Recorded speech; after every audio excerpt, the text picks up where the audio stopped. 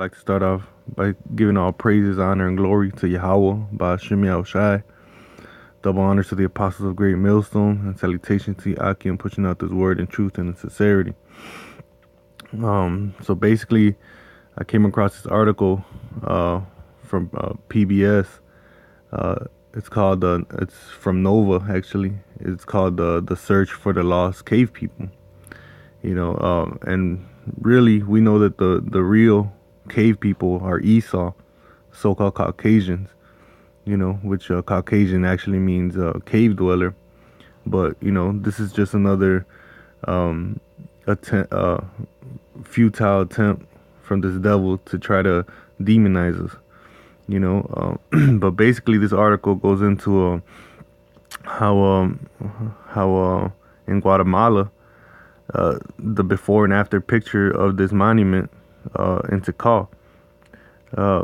And basically, I read the before caption, and it brought some scriptures to mind. And I want to share with y'all, Akim. Right here on the before, it says, before any excavation were undertaken, Temple 1 at Tikal in Guatemala was covered with brush and trees, as seen here in a photograph from 1957.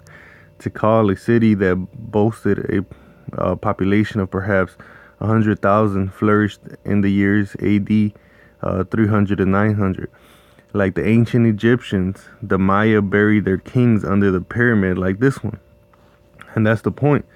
The Mayas, first and foremost, they're building pyramids like the pyramids over in Egypt, man.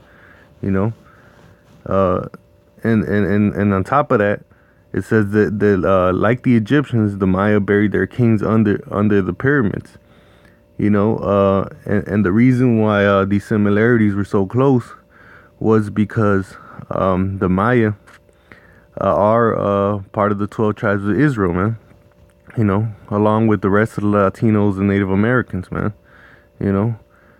But we're gonna prove this through the scriptures right here in the book of 2 Kings.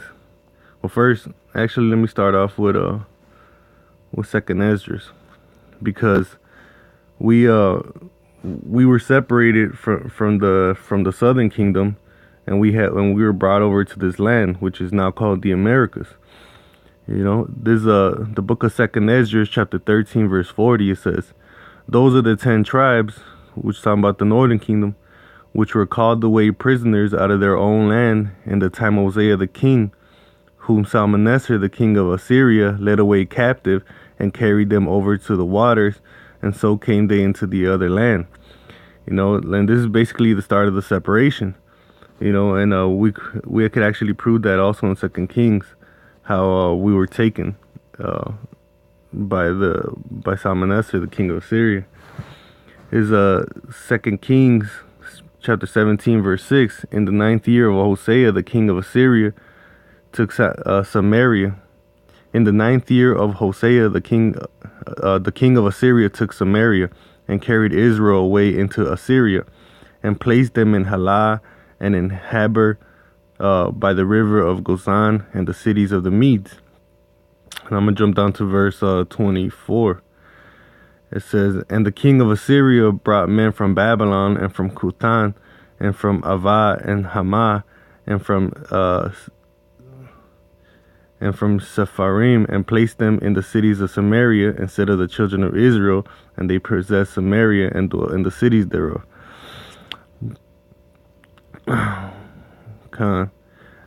And that's just to point out that the people in Samaria right now are not the northern kingdom. They're heathens, man. We were actually moved to Assyria, and from there we moved on to Americas, which is going to be proven right here in 2nd Esdras. I'm going to keep going right here, verse 41. "But they took this counsel among themselves." Now, this is the northern kingdom taking counsel in the land of Assyria, in the land of their captivity.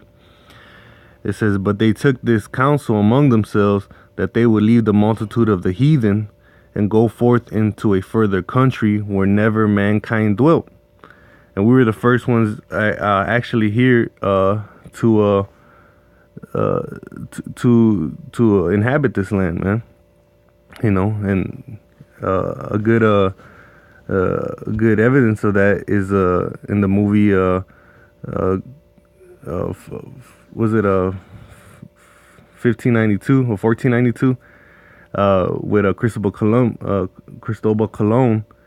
In the beginning of the movie, he said, "What about Second Esdras?" And he's referring to this scripture because he knows that the Northern Kingdom had gone to this land where never mankind dwelt. So that he was actually looking for that land. Which is why he took Hebrew interpreters in his boats. But we're gonna keep going right here, verse 42, that they might there keep their statues which they never kept in their own land. And that's the point. Like they went to this new land so they could try to keep their customs. But instead of that, instead of doing that, they actually they did try to a certain extent, but they still went off, man.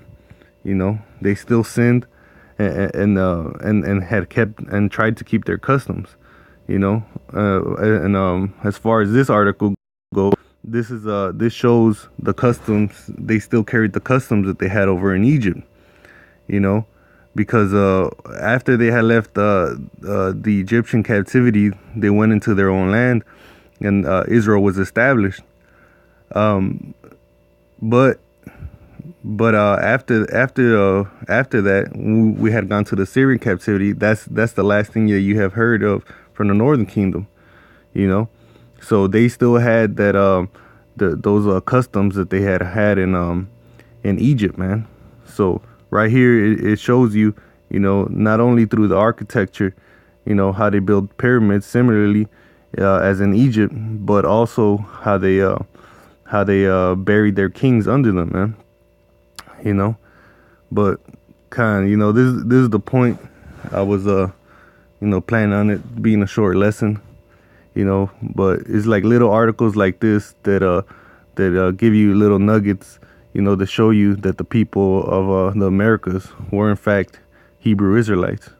And the last point I want to touch on is how this article is labeled under archaeology. It's written right here. And that also goes with the scripture in Revelations, how it said the world helped the woman. Because it's little findings like this that show you and give you like insight how the customs of the Mayans and the tribes that were over here were customs of the Israelites, and the histories and the perils they had to go through, man. But with that, hopefully the elect was edified. And with that, I'm going to say shalom.